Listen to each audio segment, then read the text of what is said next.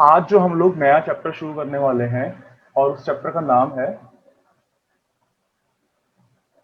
Accounting equation.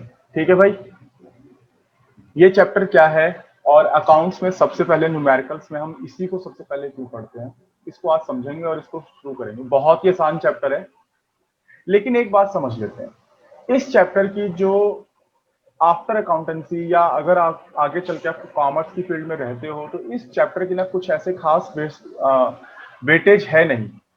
इस chapter को हम क्यों पढ़ रहे हैं, पहली बात तो इसलिए कि भाई 5 नंबर चाहिए, 5 से 6 नंबर का ये पेपर में आता है और मस्ट है, आएगा ही आएगा। एक तो हम इसके लिए पढ़ रहे हैं, दूसरा हम इसलिए पढ़ रहे हैं कि अकाउंट्स जो है, अकाउंटेंसी एज इन आपके लिए बहुत ही फ्रेश चैप्टर है, पहली बार आप लोग पढ़ रहे हो।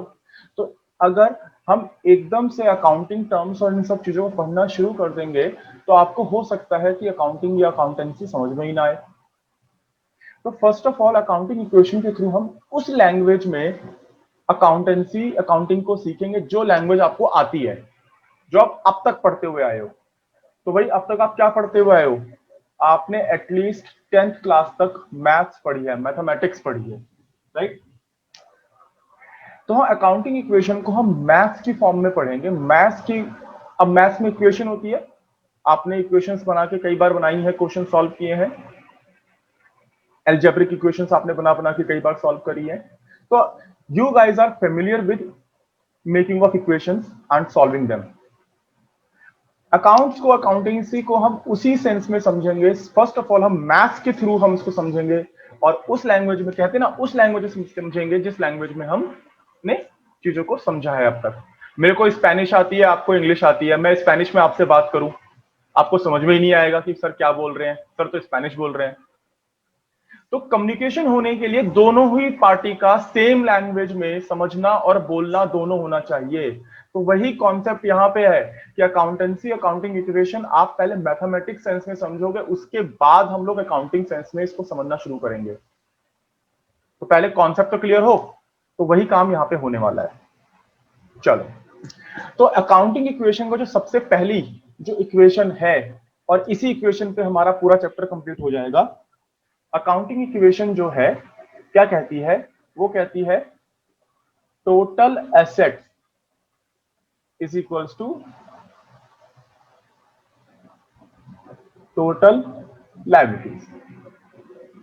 हमारी जितनी एसेट्स हैं हमारी उतनी ही लायबिलिटीज होंगी, हमारे ऊपर उतनी ही रिस्पॉन्सिबिलिटी हो सकती है जितना हमारे पास प्रॉपर्टी, जितनी हमारे पास हक है।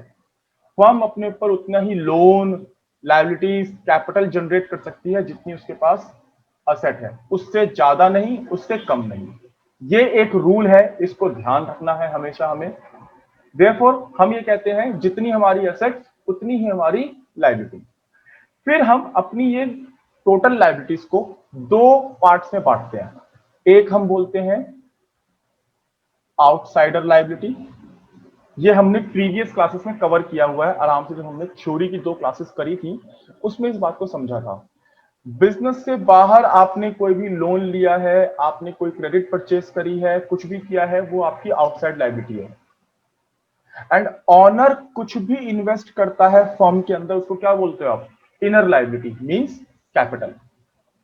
तो टोटल लायबिलिटी हमारे दो हिस्सों में ब्रेक हो गई, आउटसाइड लायबिलिटी एंड कैपिटल। और ये किसके बराबर है? टोटल एसेट्स के बराबर है। ये एक इक्वेशन है, आपको ध्यान रखनी है।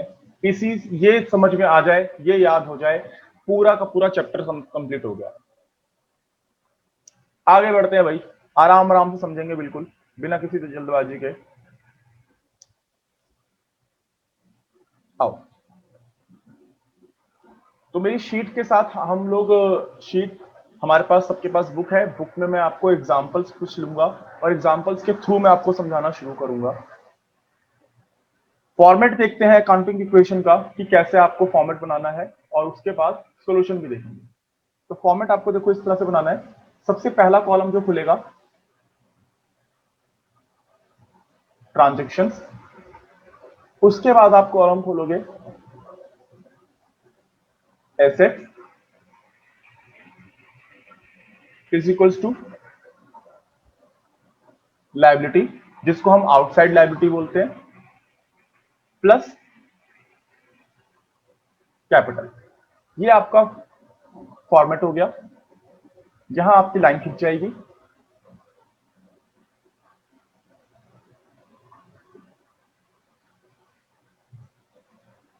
ओके, अब एक चीज आप ध्यान से देखो, मैंने एसेट्स और लायबिलिटी के बीच में लाइन नहीं खींची, क्योंकि ये एक इक्वेशन है। इक्वेशन में तीन वेरिएबल्स हैं, एसेट्स, लायबिलिटी एंड कैपिटल। तो इक्वेशन की तरह ही आपने इसको आपने लेना है। अब फर्स्ट एग्जांपल मेरे पास है, एग्जांपल लेंगे, क्वेश्चन सॉल्व करेंगे, एग्जांपल लेंगे, क्वेश्चन सॉल्व करेंगे। तो फर्स्ट एग्जांपल मेरे पास है,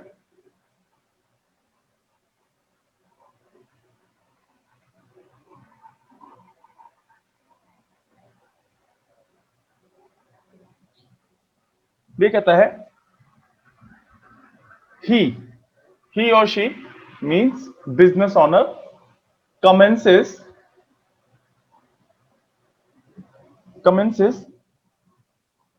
his business with 20,000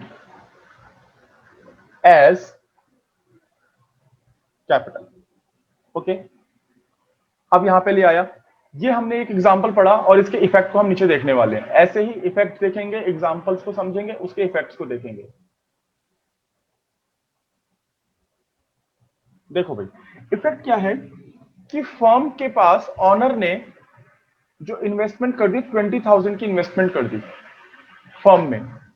और हमने ये बात अच्छे से समझी है कि बिजनेस और बिजनेस के मालिक का एक अलग अस्तित्व होता है, सेपरेट आइडेंटिटी होती है। तो हम बिजनेस है, हम बिजनेस के ऑनर नहीं है। तो ऑनर हमें अगर कुछ भी देता है, चाहे वो कैश दे, चाहे हमारे बैंक अकाउंट में यानी बिजनेस के बैंक अकाउंट में पैसा जमा करा दे, कोई फर्नीचर ले आए, बिल्डिंग, लैंड, एनीथिंग, जो भी उसकी वर्थ है वो टोटल किसके नाम होगी? कैपिटल के नाम से आएगी। तो हम ये कह सकते हैं कि कैपिटल फर्म में कितनी हो गई? 20,000। और यहां पे हम कह रहे हैं बिजनेस शुरू किया है, ये इसको हम बोलते हैं स्टार्टिंग। स्टार्ट किया, बिजनेस शुरू किया, कितने रुपए से? 20,000 रुपए से शुरू कर दिया। तो कैश आ गया हमारे पास, फर्म के पास कैश आ गया। ऑल्दो यहां लिखा नहीं है पर हम अज्यूम कर रहे हैं हमारे पास कैश आ गया। तो अब फर्म के पास कैश कितना आया? 20,000। और कैश भी क्या होती है? एक एसेट होती है। तो एसेट कॉलम के अंदर आपने एक नया कॉलम खोला कैश का, और कैश कितना प्लस हुआ? 20,000। ठीक, तो हम यहां पे पहली ट्रांजेक्शन लिखेंगे, बिजनेस स्टार्टेड विद कैश रुपी 20,000। तो ट्रांजेक्शन हमने लिख ली, कैश कॉलम में हमने अपना प्लस किया 20,000, कैपिटल हमने प्लस की 20,000। अब अगर आप ध्यान से देखोगे तो दोनों साइड आपकी इक्वल्स हैं। हर बार आपकी साइड बराबर रहनी चाहिए, ये एक कॉन्सेप्ट पकड़ लो। जैसे लाइफ में एक बैलेंस होता है ना, लाइफ बैलेंस होनी चाहिए, ऐसे ही ये इक्वेशन भी बैलेंस्ड होनी चाहिए। और बैलेंस्ड कब होगी? जब दोनों साइड बराबर होंगी। बिल्कुल, अगर दोनों साइड बराबर नहीं है तो समझ लो आपने कहीं गलती कर दी। आओ भाई, सेकंड इफेक्ट देखें, purchase furniture for ₹500 in cash. तो क्या लिखा है क्वेश्चन में? कह रहा है कि आपने फर्नीचर परचेज किया, कितने का? 500 रुपए का, कैश में। अब इसका इफेक्ट क्या होगा? इसका इफेक्ट देखो ध्यान से, हमारे पास क्या है? फर्नीचर क्या है? फर्नीचर एक एसेट होती है। फर्नीचर एक एसेट हो गई, फर्म का इस पे हक है, प्रॉपर्टी है फर्म की है। फर्नीचर फर्म की एसेट हो गई, और कैश भी फर्म की एसेट है। तो कैश, अगर हमारा कैश में हमने फर्नीचर को परचेज किया तो कैश क्या होगा? कम होगा, रिड्यूस होगा। और फर्नीचर क्या होगा, इंक्रीज होगा, क्योंकि आपने कैश पे करके फर्नीचर एक्वायर कर लिया, फर्नीचर परचेज कर लिया, तो फर्म के पास क्या आ गया, फर्नीचर आ गई। तो एक नई असेट आ गई फर्म के पास, फर्नीचर। एंट्री नंबर 2 यहां लिखोगे purchase of furniture in cash. कितने रुपए का फर्नीचर परचेज किया है आपने, 500 रुपए का। और इसके बदले आपके हाथ से कैश कितना गया, -500 रुपए। क्या लायबिलिटी में कोई इंपैक्ट पड़ेगा, नहीं। क्या कैपिटल पे कोई इंपैक्ट पड़ेगा, बिल्कुल भी नहीं। ओके, इसको एक काम करते हैं, यहां से हटा लेते हैं। Entry number 3। अब दो इक्वेशन आपकी हो चुकी है, हर इक्वेशन के बाद आप न्यू इक्वेशन निकालोगे, यानी यहां से हम अब न्यू इक्वेशन निकालना शुरू कर देंगे, यानी टोटल करना शुरू कर देंगे। तो शुभ, हमारे पास यहां पे बैलेंस कितना बचा है,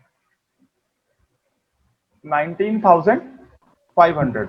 हाँ, और फर्नीचर का बैलेंस कितना है, 500। 500, लायबिलिटी कितनी है हमारी, 0। और कैपिटल 0, कितना है, 20,000। 20,000। हर इक्वेशन के हर, अब इन दो के बाद हमने नई इक्वेशन बना ली। यहां से आप जितनी भी इक्वेशंस करोगे, हर बार आपको न्यू इक्वेशन निकालनी होगी। देखो मेरे साथ मैं क्या बोल रहा हूं। थर्ड थर्ड पॉइंट है, कहता है परचेज, परचेज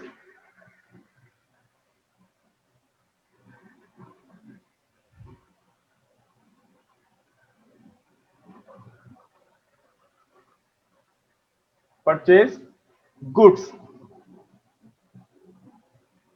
फॉर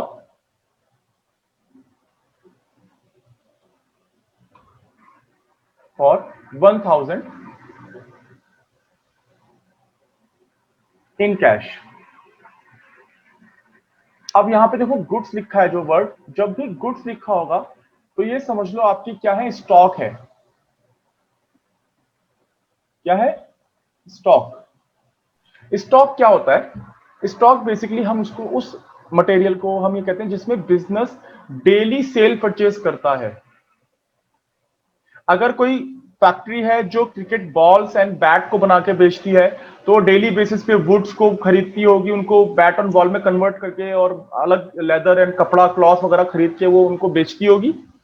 तो वो क्या हो गया, उनके लिए मटेरियल हो गया, यानी गुड्स हो गया, जिसको आप हिंदी में बोलते हो माल।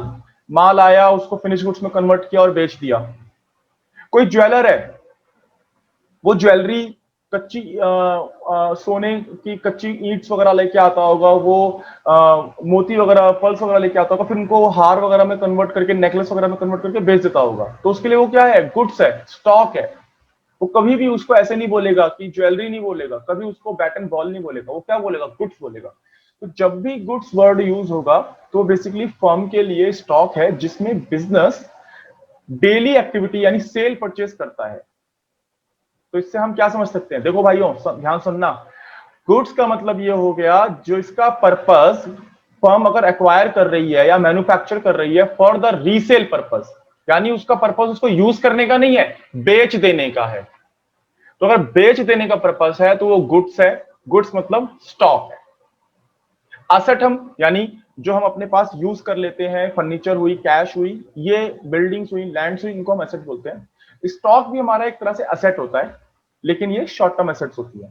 खैर, आगे चलते हैं। तो आपने स्टॉक परचेज किया इन कैश, तो अगेन स्टॉक भी एक एसेट है और कैश भी एक एसेट है। तो गुड्स आ रहे हैं यानी स्टॉक इंक्रीज हो रहा है और कैश रिड्यूस हो रहा है। वही सेम पॉइंट नंबर सेकंड वाला हिसाब। बस यहां पे फर्नीचर था तो फर्नीचर का नाम लिया है, लेकिन अब जब से गुड्स लिखा जाएगा तो आप स्टॉक वर्ड यूज करोगे। सेम वही ट्रीटमेंट। आपके पास स्टॉक कितने के इंक्रीज हुए, 1,000 के, लेकिन हमारे पास से कैश कितना रिड्यूस हुआ, 1,000 का। अगेन आपने 1,000 माइनस कर दिया।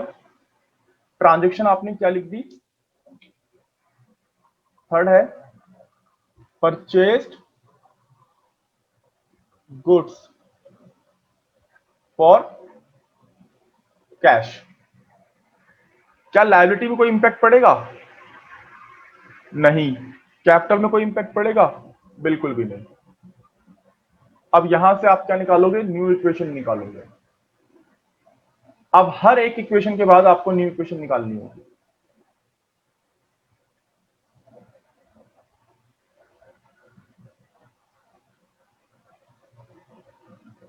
New equation,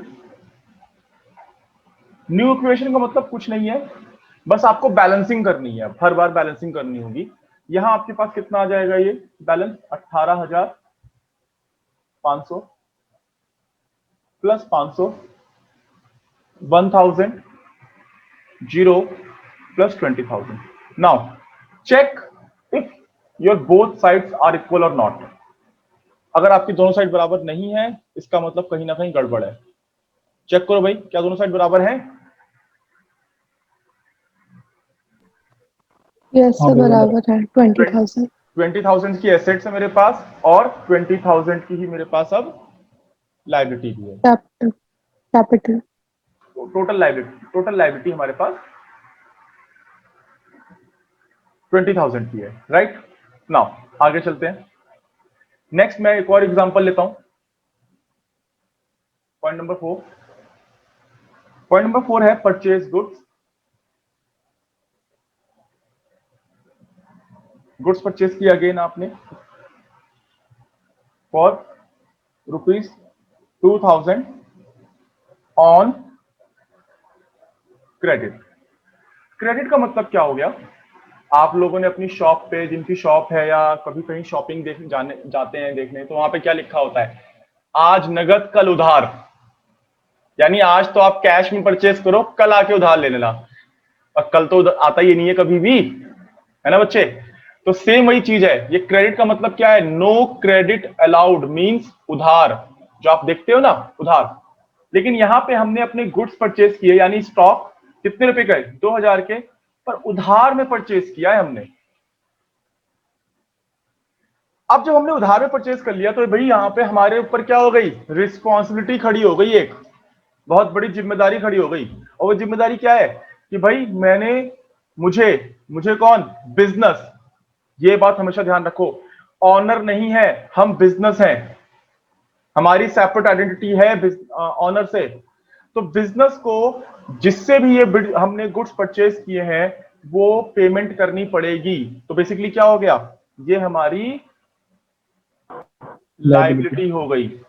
to be very precise, outside liability हो गई, क्योंकि ये कैप ऑनर से रिलेटेड तो है नहीं, तो ये आउटसाइड लाइबिलिटी हो गई। ओके, तो कहां पे आएगी? यहां पे आएगी। चलो भाई, तो हम अपना एंट्री नंबर 4 लिखते हैं और यहां पे लिखते हैं परचेस्ड गुड्स ऑन क्रेडिट। और यहां पे एक ऐसे कॉलम खुल जाएगा क्रेडिटर का। जैसे हमने असेट के अंदर कैश, फर्नीचर, स्टॉक का कॉलम खोला, ऐसे ही लायबिलिटी में एक कॉलम खुलेगा क्रेडिटर का। और कितने रुपए का स्टॉक परचेज किया आपने? 2,000 के। 2,000। तो हमारी लायबिलिटी जो जनरेट हो गई 2,000 से जनरेट हो गई। और स्टॉक कितने से बढ़ा? 2,000 से। बाकी कहीं और कोई इफेक्ट नहीं पड़ा, तो आप वहां 0 लिख दोगे। हमने कैश तो पे ही नहीं किया ना, इसलिए कैश में कोई इफेक्ट नहीं पड़ा। इसी तभी तो हमारी लायबिलिटी जनरेट हुई और लायबिलिटी 2,000 से जनरेट हो गई। अब फिर से आप न्यू इक्वेशन निकालोगे,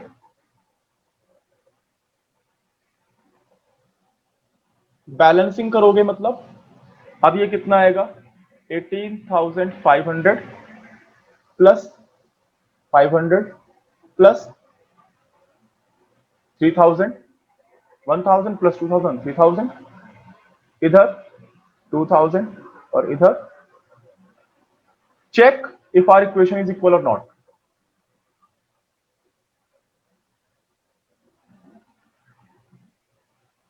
बराबर है? यस सर, बराबर 22,000 चलो का एक फर्दर, डाउट था। फर्दर देखते हैं। फिफ्थ पॉइंट है हमारा यहां पे, sold goods costing 2500 on credit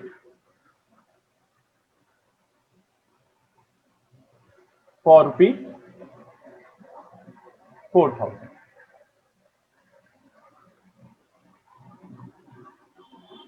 ठीक, अब आप ध्यान से समझना इस बात को। हमारे पास हमने जो गुड्स हैं वो बेच दिए, क्या कर दिए, बेच दिए, जिसकी कॉस्ट 2500 रुपए थी, जिसकी कॉस्ट 2500 रुपए थी, और आपने वो 4000 में बेच दिया। यानी 2500 का सामान आपने 4 में बेचा, तो अब आपको क्या हुआ, प्रॉफिट। ठीक है बच्चों, अब हुआ आपको प्रॉफिट। तो हम कह रहे हैं सोल्ड गुड्स ऑन क्रेडिट, उसकी जो सेल वैल्यू थी वो 4000 रुपए है, लेकिन जो कॉस्ट है वो 2500 है। तो सेल में से अगर हम कॉस्ट को माइनस कर देते हैं तो क्या निकल के आएगा, प्रॉफिट निकल के आ जाएगा। भाई जितने में बेचा और जितने में हमने बनाया या खरीदा था वो माइनस कर दो, हमारी प्रॉफिट निकल के आ गई। प्रॉफिट कितना निकल के आएगा,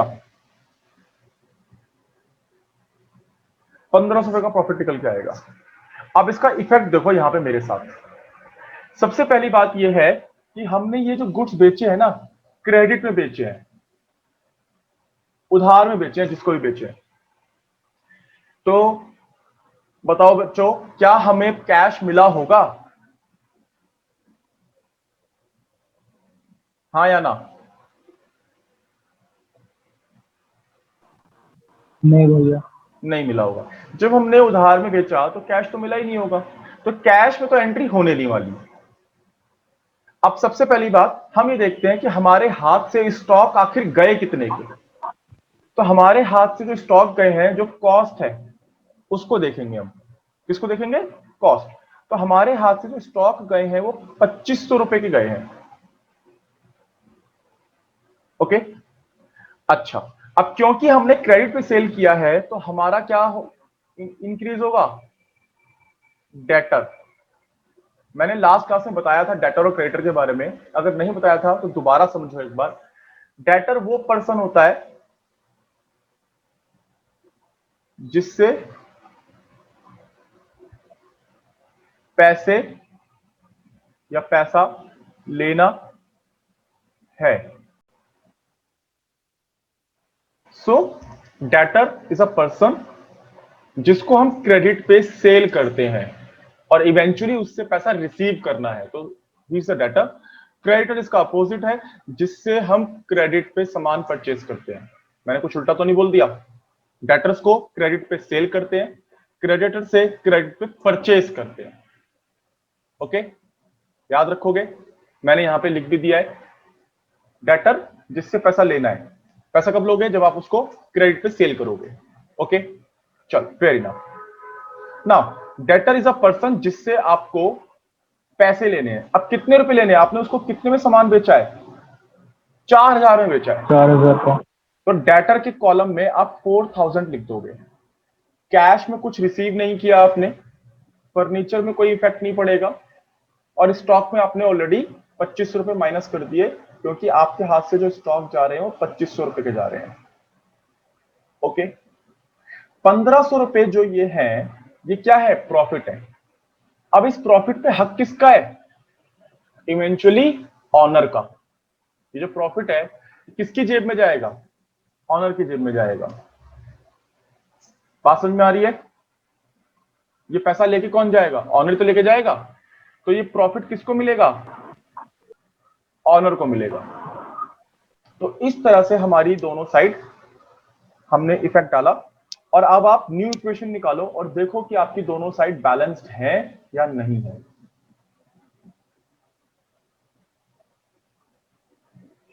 $18,500 plus 500 plus 4000 is equals to 2000 plus 21,500। अब अगर आप टोटल करो तो ये जो साइड है ये आपकी आ रही है 23,500। क्या ये साइड हमारी 23,500 आ रही है? बिल्कुल आ रही है। हाँ भैया। यस सर आ रही है। ये आपने ऐसे करके दिखाना नहीं है, लेकिन बस ध्यान रखना है कि दोनों साइड आपकी बराबर चलनी चाहिए, है ना। तो यहां पे हमने अपना जो है इंट्रोडक्शन ले लिया।